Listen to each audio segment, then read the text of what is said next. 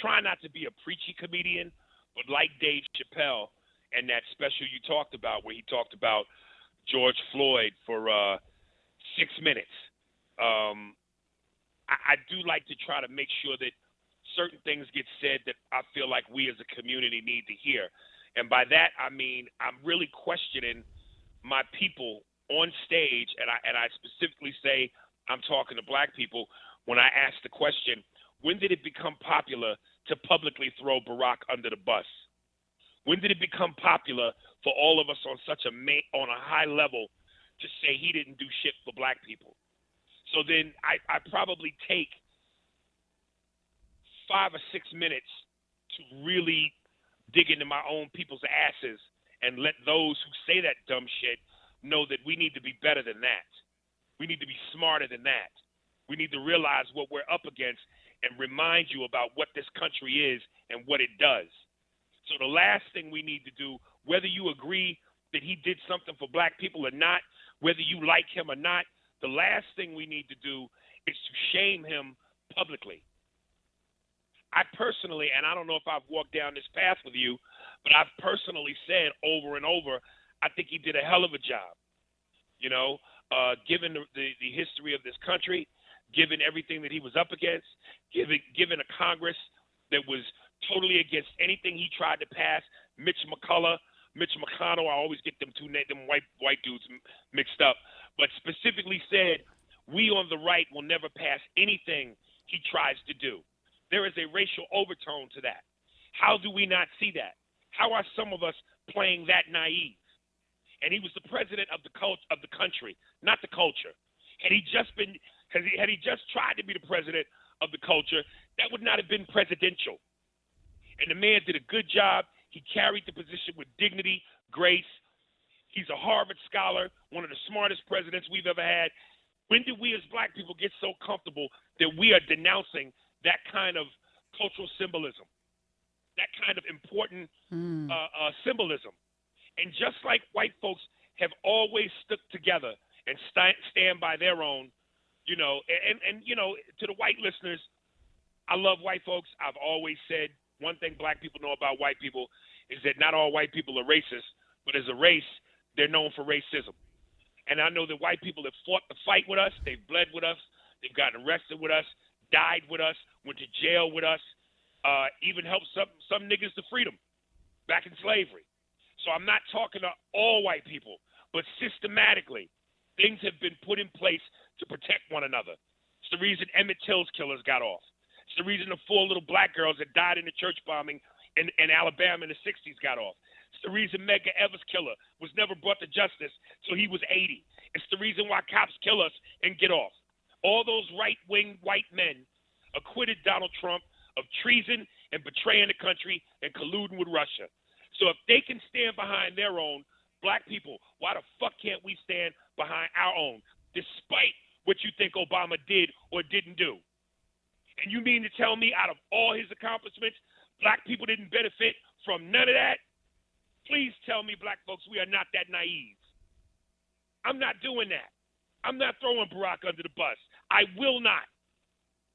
And it even disappoints me when I hear black women shit on Michelle. I fight with black women, a lot of black women all the time on social media. So what? She ain't do nothing. So what? Like, our black girls have always been born and bred to believe their skin was a sin. Look at you with your nappy hair and your big lips and your wide nose. You ain't beautiful. And here's Michelle Obama, First Lady, eloquent, sophisticated, intelligent, classy.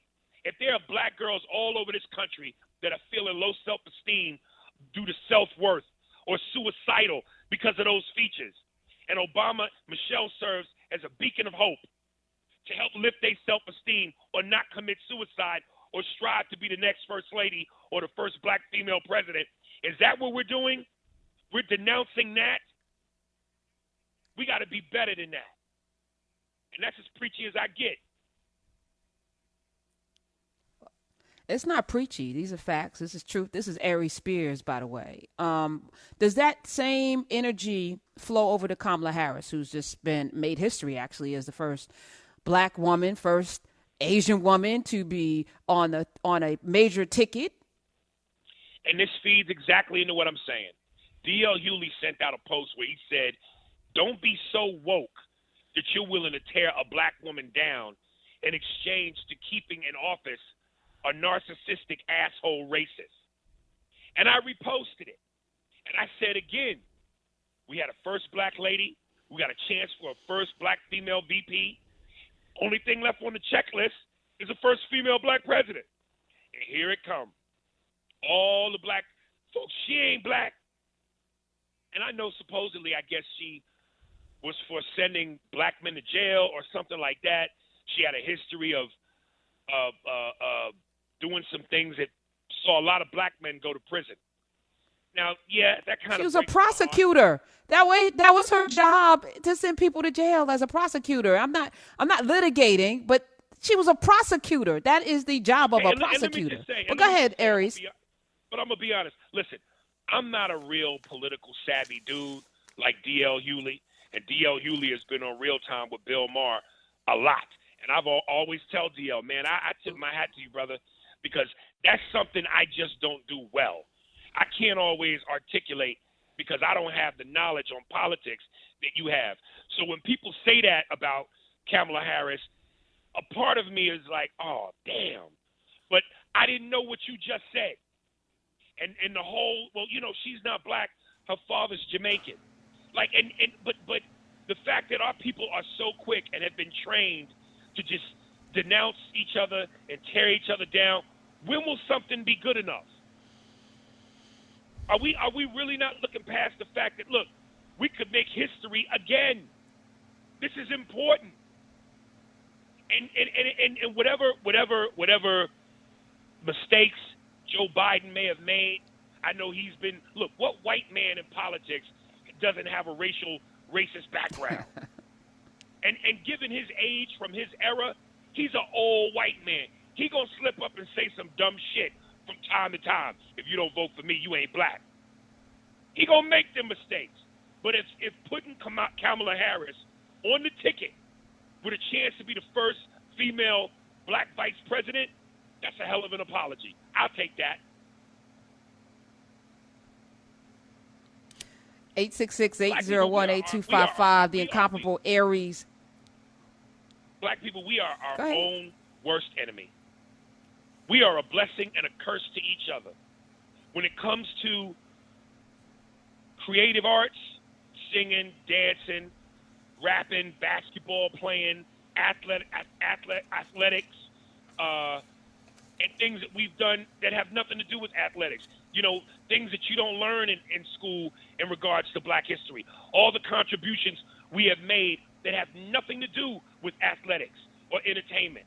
We are so vast and so colorful, and we're trendsetters, and we're the heartbeat and the pulse of America in terms of everything cool. Everyone steals from us. That's the blessing.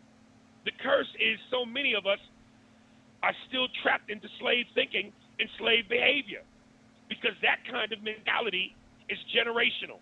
It's passed down. So we got to learn to break generational curses.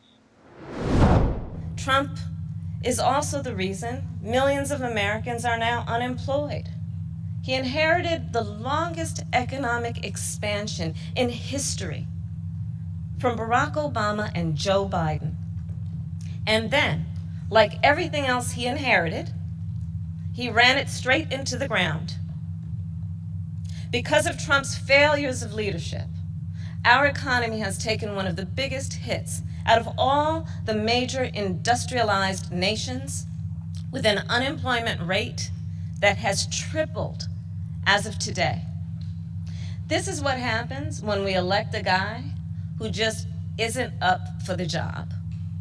Our country ends up in tatters, and so does our reputation around the world. Kamala Harris, Senator Kamala Harris from the great state of California. We're here with Aries Spears. He's joining me for the first hour, and I'm elated. Hey, brother. So when you hear her speak, what? Hey, and I know I probably beat that horse to death on the last segment, but let me just again piggyback off of that a little bit. So again, when I hear black people go, what did Obama do for us? And so many people, and by people, I'm talking about white folks for a second, will give Trump that credit. What he did with the economy, more jobs, and just like she said, and this is a fact, this ain't fake news, he inherited off of Obama's success. And again, Obama did so many things that he inherited and that Trump has tried to tear down to destroy his legacy. Obama's legacy is our legacy. His history is our history. So again, even if you didn't think he did a damn thing, he put us in the history books when he won. That can never be changed, erased, taken away. His victory was our victory. So besides the fact that he won, he did all that other shit. So I'm not going to denounce that. That's insane to me. It's insane to me that black people don't see that and understand how important that is. Well, we are if Obama had been the black version of Donald Trump, grab him by the pussy, jokes about their menstrual cycles, white folks would have hung that nigga on the White House lawn. So come on, man. There's something to be said for class, poise, excellence, intelligence. Come on, man. Let's not do that. And for those of you clutching your pearls at Aries saying the N-word, we've had this conversation before. I'm definitely not going to say anything to him because we've had off mic, on mic. That's how he expresses himself. I'm here for it. 866-801-8255. I don't agree with it, but I love his agency. So I'm definitely I'm here for that.